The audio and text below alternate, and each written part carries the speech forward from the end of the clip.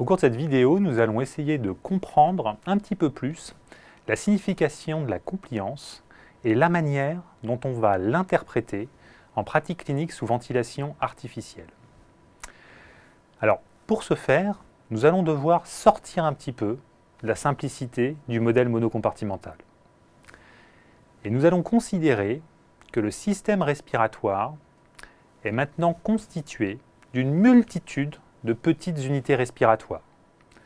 Prenons l'exemple purement fictif où une unité respiratoire aura pour compliance 1 ml par centimètre d'eau.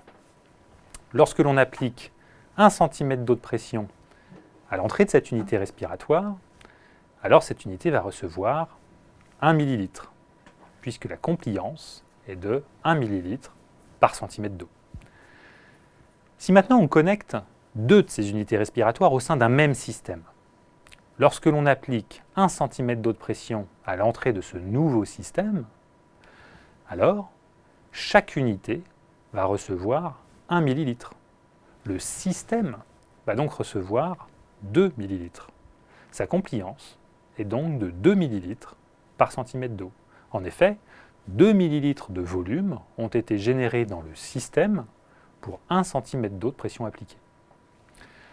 Ainsi, dans notre exemple, si un système a une compliance de 30 ml par centimètre d'eau, alors on peut considérer qu'il est constitué de 30 unités respiratoires ayant chacune une compliance spécifique de 1 ml par centimètre d'eau.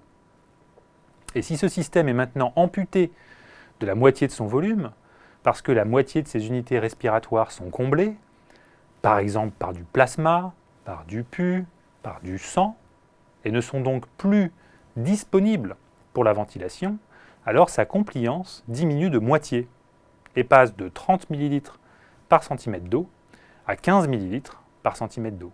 Vous voyez donc que la compliance est directement corrélée au volume pulmonaire disponible pour la ventilation.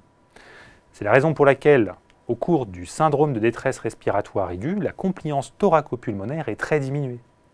En effet, une grande partie des alvéoles sont comblés ou atélectasiés et ne sont donc pas disponibles pour la ventilation. Et les données expérimentales au cours du SDRA ont ainsi démontré que la perte de compliance était directement corrélée à la perte de volume. C'est le concept de baby lung. Nous verrons plus tard toute l'importance de cette notion.